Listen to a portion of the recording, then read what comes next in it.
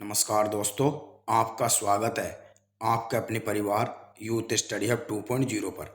तो आज के इस वीडियो में हम भारत के भूगोल के अंतर्गत हमारी जो दक्षिण भारत या प्रायद्वीपीय भारत की नदियों की जो सीरीज चल रही है उसी के अंतर्गत कावेरी नदी के बारे में पढ़ेंगे। और ये इंडियन ज्योग्राफी का लेक्चर 18 है। इसके पहले हमने 17 वीडियो ऑलरेडी डाल दिए हैं। अगर वे आपने नहीं देखे तो पहले वे देखिएगा और तभी आगे बढ़िएगा। और इस वीडियो के अंदर हम कावेरी नदी से थ्योरी प्लस एमसीक्यू दोनों के माध्यम से जानने की कोशिश करेंगे। तो आइए शुरू करते हैं। तो सबसे पहले दोस्तों हम देखेंगे कावेरी नदी का बेसिक्स। तो बेसिक्स में मैं आपको बता दूं कि जो कावेरी नदी है ये कर्नाटक और तमिलनाडु दोनों की सबसे लंबी नदी है और ये तमिलनाडु के अलावा कर्नाटक की भी सबसे महत्वपूर्ण नदी है। और इसे दक्षिण भारत की गंगा या दक्षिण गंगा के नाम से भी जाना जाता है, जबकि दक्षिण भारत की जो गंगा है वो गोदावरी नदी को भी कहा जाता है। यानी कि आपको ये याद रखना कि जो दोस्तों अगर अकॉर्डिंग टू एनसीईआरटी देखें तो एनसीईआरटी के अकॉर्डिंग जो दक्षिण भारत की गंगा है वो तो वैसे गोदावरी को कहा जाता है, मगर बहुत बुक में आपको दक्षिण भारत की गंगा या दक्षिण की गंगा कावेरी नदी को भी मिल जाएगा। तो ये भी आप याद रखिएगा। और अगर हम बात करेंगे तो कर्नाटक में इसे कावेरी अम्मा के नाम से भी जाना जाता है। और कावेरी नदी का कर्नाटक में धार्मिक और वैज्ञानिक रूप से काफ़ी महत्व है, इसीलिए इसे कर्नाटक के अंदर अत्यधिक महत्वपूर्ण योगदान कहा जाता है कि कर्नाटक के अंदर कर्नाटक के जल विद्युत उत्पादन में और जल में और सिंचाई भूमि में कर्नाटक के अंदर कावेरी नदी का बहुत ही महत्वपूर्ण योगदान है, ऐसा माना जाता है। अब अगर हम और जानें तो कावेरी नदी भारत के दो राज्यों से होकर जाती है। एक तो कर्नाटक, वैसे तो ये दो राज्यों में बहती है भारत के, एक तो ये कर्नाटक यहाँ देख सकते हैं और ये है तमिलनाडु। तो भारत के दो राज्यों में कर्नाटक और तमिलनाडु में बहती है, मगर इसका जो ड्रेनेज सिस्टम है यानी कि इसका जो बेसिन क्षेत्र है वो तीन राज्य है, यानी कि कर्नाटक, तमिलनाडु और ये केरल। और ये आपको मिलेगा यहाँ पे पदुचेरी, और एक केंद्र शासित प्रदेश है जो पदुचेरी है उसमें फैला हुआ है। और कर्नाटक में सिंचाई और बिजली की आपूर्ति के लिए कावेरी नदी का ही इस्तेमाल किया जाता है, जैसे कि मैंने आपको बताया। तो ये भी आप याद रखिएगा। नेक्स्ट अगर हम और कावेरी नदी के बारे में जानने की कोशिश करें तो हम जानेंगे कावेरी नदी का उद्गम स्थल के बारे में। तो कावेरी नदी का उद्गम स्थल जो है वो कर्नाटक में कुर्ग जिले से होता है। और कुर्ग जिले में एक गांव है, ये कुर्ग जिला है कर्नाटक में। तो कुर्ग जिले में एक गांव है जिसका नाम है चेरांगला। तो चेरांगला के पास में ब्रह्मगिरी की पहाड़ियों में ताला कावेरी नाम का स्थान स्थित है, जो समुद्र तल से 1341 किलोमीटर की ऊंचाई पर स्थित है। तो वहां से होता है। और कावेरी नदी जो है दोस्तों ये पूर्व से पश्चिम बहती है, जबकि इसके पहले जो मैंने नर्मदा नदी पढ़ाई थी, जो नर्मदा नदी है वो पश्चिम से पूर्व बहती है क्योंकि वो अरब सागर में घुलती है। जबकि अगर हम कावेरी नदी की बात करें तो कावेरी नदी जो है यो पूर्व से पश्चिम से पूर्व की ओर बहती है। ये आप देखो तीर के माध्यम से समझ सकते हैं। और यो अंत में बंगाल की खाड़ी में गिर जाती है। और बंगाल की खाड़ी में गिरने से पहले जब ये पदुचेरी के पास में बंगाल की खाड़ी में से गिरती है तो बंगाल की खाड़ी में गिरने से पहले यो डेल्टा बनाती है। और डेल्टा बनाने से पहले जो डेक्कन प्लेटो है, दक्कन का पठार है, उससे गुजरती हुई बंगाल की खाड़ी में गिरती है। तो ये भी आप याद रखिएगा। अब हम नेक्स्ट देखने की कोशिश करेंगे कि जो कावेरी नदी का बेसिन क्षेत्र है जो कि 3 राज्यों और एक केंद्र शासित प्रदेश में है उसमें कितना कितना है। अब हम ये जानने की कोशिश करेंगे कि सबसे ज़्यादा जो कावेरी नदी है उसका पानी किसे मिलता है, और कावेरी नदी के अंदर जो डिस्प्यूट है और कावेरी नदी का जो क्षेत्र है वो किस राज्य में कितना फैला हुआ है। तो सबसे पहले मैं आपको बता दूं कि कावेरी नदी की जो लंबाई है वो 800 किलोमीटर है। और कावेरी नदी का कुल बेसिन क्षेत्र जो है वो 81,155 स्क्वायर वर्ग किलोमीटर क्षेत्र में फैला हुआ है। और इसका जो सर्वाधिक क्षेत्र है वो तमिलनाडु में फैला हुआ है 43,848 वर्ग किलोमीटर में। दूसरे नंबर पर कर्नाटक में 34,273 स्क्वायर किलोमीटर जो एरिया है वो इसका कर्नाटक कवर करता है। और केरल में 13,233 वर्ग किलोमीटर। और सबसे कम है 148 वर्ग किलोमीटर यो है यहाँ पे पदुचेरी में जो केंद्र शासित प्रदेश है। तो ये भी आप याद रखिएगा। अब अगर हम बात करेंगे कावेरी नदी के किनारे पर स्थित शहर, तो कावेरी नदी के शहर जो है वो मांड्या है जो कर्नाटक में पड़ेगा। दूसरे नंबर पर बेंगलोर और तीसरे पे है मैसूर। तो ये आप देख सकते हैं ये मैसूर है और ये आप देख सकते हैं ये है बेंगलोर। और तीसरा जो है वो तिरुचिरापल्ली है। जो तिरुचिरापल्ली है यो मिलेगा कहाँ पे, तमिलनाडु में। तो ये भी आप याद रखिएगा, कावेरी नदी के किनारे पर स्थित शहर है। अब हम बात करेंगे कावेरी नदी पर स्थित जो परियोजनाएं हैं या बांध है वे कौन से बनाए गए हैं। तो अभी कौन सा जो शहर है ये मैप में भी मैं आपको दिखाऊंगा। सबसे पहले मैं आपको बताता हूँ कृष्ण राज सागर बांध। तो कृष्ण राज सागर बांध जो है ये दोस्तों कावेरी नदी पे स्थित है।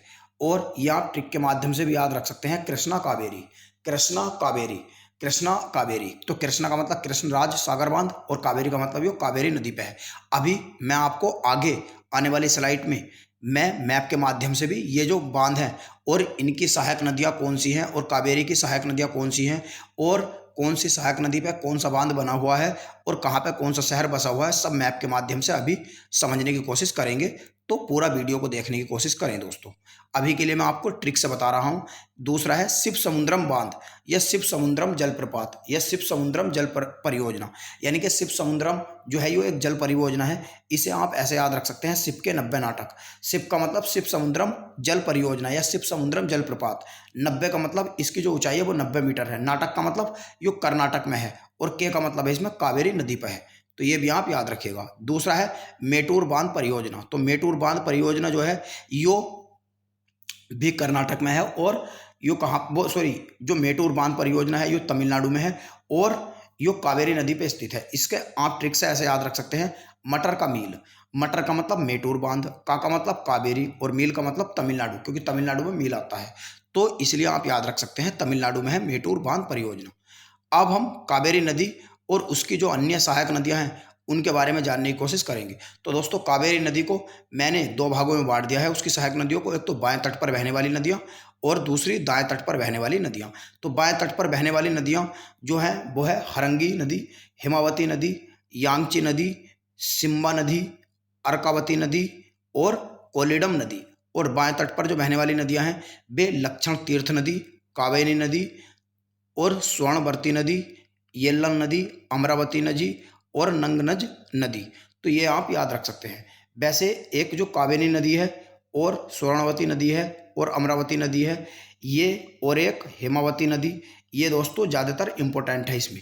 तो ये आप याद रखिएगा। अब हम मैप के माध्यम से समझने की कोशिश करेंगे जो कावेरी नदी है उसका टोटल प्रवाह मार्ग। तो कावेरी नदी जैसे कि मैंने आपको बताया ये ब्रह्मगिरी की पहाड़ियों में ताला कावेरी से निकलती है।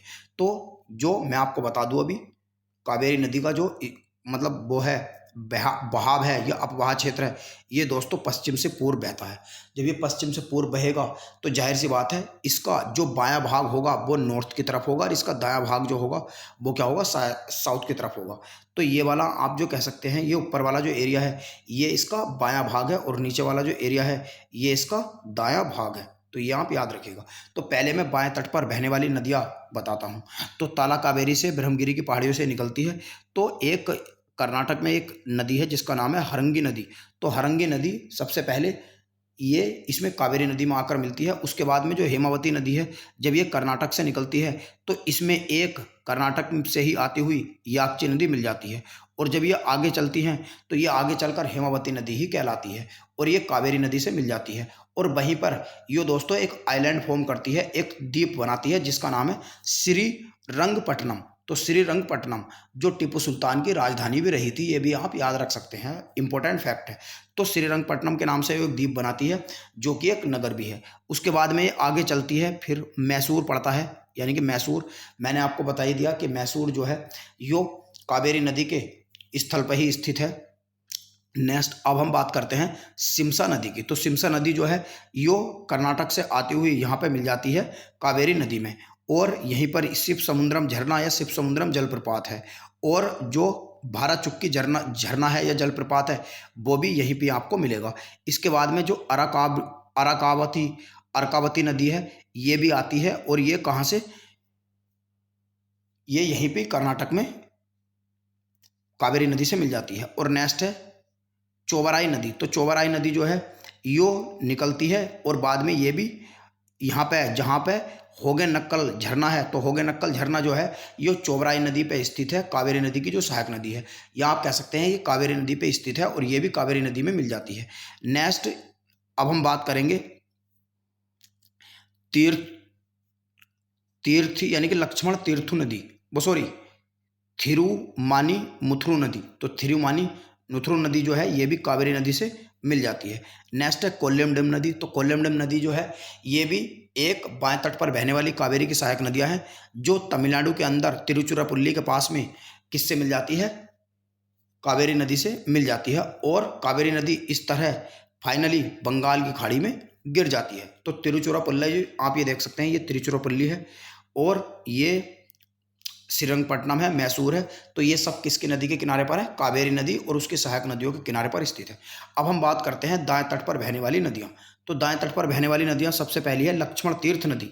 तो लक्ष्मण तीर्थ नदी जो है यो कर्नाटक से निकलती है और कृष्णराज सागर बांध में जाकर कावेरी नदी से मिल जाती है। तो कृष्णराज सागर बांध जो है ये आप देख सकते हैं मैप में, ये लक्ष्मण तीर्थ नदी जो है और कावेरी नदी के संगम पर स्थित है। और नेक्स्ट अब कावनी नदी, तो कावनी नदी जो है ये भी कर्नाटक से निकलती है और कावेरी नदी से श्रीरंगपट्टनम द्वीप के पास में मिल जाती है। नेक्स्ट स्वर्णावती नदी यो यहाँ पर मिलती है और मैसूर के पास में जाके कावेरी नदी से मिल जाती है। नेक्स्ट श्री रंगनाथ मंदिर, तो श्री रंगनाथ स्वामी मंदिर जो है ये आप देख सकते हैं, ये है श्री रंगनाथ स्वामी मंदिर। ये जो है ये शिव समुद्रम जलप्रपात जो है उससे थोड़े पीछा उसके पास में ही बना हुआ है। नेक्स्ट है नेयल नदी, तो नेयल नदी जो है ये कावेरी नदी में मिल जाती है। और अमरावती नदी जो तमिलनाडु में मिलेगी आपको, और ये तमिलनाडु में पहले आप ये समझिएगा कि जो नंगनजी नदी है, नंगनजी नदी जो तमिलनाडु से निकलती है ये अमरावती नदी से मिल जाती है और बाद में ये अमरावती नदी ही कहलाती है। और बाद में तिरुचिरापल्ली से पीछे यानी कि तिरुचिरापल्ली जो तमिलनाडु में स्थित है उससे पीछे कावेरी नदी से मिल जाती है। और बाद में जो कावेरी नदी है यो सबको अपने अववाह क्षेत्र में लेके बंगाल की खाड़ी में गिर जाती है। तो ये अब दोस्तों आपको कावेरी नदी का पूरा प्रवाह मार्ग समझ में आ गया होगा, बाएं और दाएं तट पर बहने वाली उसकी सहायक नदियां कौन कौन सी हैं और कौन सी कहां से निकलती है और कौन सी कहां तक बहती है। अब हम बात करेंगे इसके प्रीवियस ईयर के क्वेश्चन जो कावेरी नदी से पूछे गए हैं और उससे संबंधित फैक्ट के बारे में। तो सबसे पहला हमारा क्वेश्चन है कि कावेरी नदी का उद्गम है सह्याद्री पर्वत में नहीं होता, ये होता है ब्रह्मगिरी की पहाड़ियों में ताला कावेरी से स्थित। नेक्स्ट है कावेरी नदी कौन से राज्यों से होकर जाती है, तो गुजरात मध्य प्रदेश से होकर नहीं जाती, कर्नाटक केरल तमिलनाडु से होकर जाती है, ये इसके हो जाएंगे। वैसे तो कर्नाटक और तमिलनाडु है मगर केरल में भी इसका ड्रेनेज सिस्टम यानी कि बेसिन क्षेत्र फैला हुआ है। नेक्स्ट निम्नलिखित में से किस नदी को दक्षिण की गंगा कहा जाता है, तो ये कावेरी को कहा जाता है मगर अकॉर्डिंग टू एनसीईआरटी गोदावरी कहा जाता है। तो ये दोस्तों वैसे तो इसका कावेरी इसमें दे रखा है ऑप्शन में। नेक्स्ट निम्नलिखित में से कौन सी नदी 3 धाराओं में विभक्त हो जाती है और कुछ मील आगे चलकर पुनः मिल जाती है और इस प्रकार श्रीरंगपट्टनम, शिव समुद्रम और श्रीरंगम द्वीपों का निर्माण करती है। तो ये कावेरी नदी करती है और ये तीनों कहाँ हैं, कर्नाटक में स्थित है। नेक्स्ट है नदियों की लंबाई के आरोही क्रम में गोदावरी, महानदी, नर्मदा और ताप्ती का सही क्रम कौन सा है। तो दोस्तों लंबाई के आरोही क्रम में पूछा तो सबसे पहले आपको ये पता होना चाहिए आरोही क्रम क्या होता है और कौन सी नदी की लंबाई कितनी है। तो ये मैं आपको बता देता हूँ कि सबसे अधिक जो लंबाई है वो गोदावरी की है 1465, दूसरी नर्मदा, महानदी और ताप्ती। तो ये इसका क्रम हो जाएगा। तो पहले गोदावरी आएगा फिर नर्मदी आ जाएगा, यानी कि आरोही क्रम का मतलब होता है घटता क्रम, पहले सबसे बड़ा फिर उससे छोटा फिर उससे छोटा। तो गोदावरी, नर्मदा, महानदी और ताप्ती, तो इसका हो जाएगा option number B. Next question है दक्षिण भारत की नदियां प्रमुख रूप से कौन सा अपवाह तंत्र रखती हैं, तो ये वृक्षनुमा रखती हैं, वृक्षनुमा। नेक्स्ट क्वेश्चन है निम्नलिखित कथनों पर कौन सा कथन सही नहीं है बताना, कि महानदी का उद्गम छत्तीसगढ़ के पहाड़ से होता है, सही बात है। गोदावरी नदी का स्तंभ महाराष्ट्र में होता है, सही बात है। कावेरी नदी का उद्गम आंध्र प्रदेश में नहीं होता, ब्रह्मगिरी की पहाड़ियों में कर्नाटक में होता है, जबकि ताप्ती नदी का उद्गम मध्य प्रदेश में होता है। तो इसका ऑप्शन हो जाएगा सी। नेक्स्ट क्वेश्चन है तिरुचिरापल्ली किस नदी पर स्थित है, तो ये कावेरी नदी के किनारे पर स्थित है। नेक्स्ट क्वेश्चन है कावेरी नदी निम्नलिखित में से कहां पर अपना पानी गिराती है, तो ये दोस्तों बंगाल की खाड़ी में अपना पानी गिराती है। तो इसका हो जाएगा ऑप्शन नंबर डी। नेक्स्ट है कावेरी नदी की कुल लंबाई 800 किलोमीटर है। तो दोस्तों आज के इस वीडियो में इतना ही, हम मिलते हैं आपसे अगले एपिसोड में। वीडियो पसंद आया हो तो वीडियो को लाइक करें, अपने फ्रेंड्स के साथ शेयर करें और हमें चैनल को सब्सक्राइब करके सपोर्ट भी आप कर सकते हैं।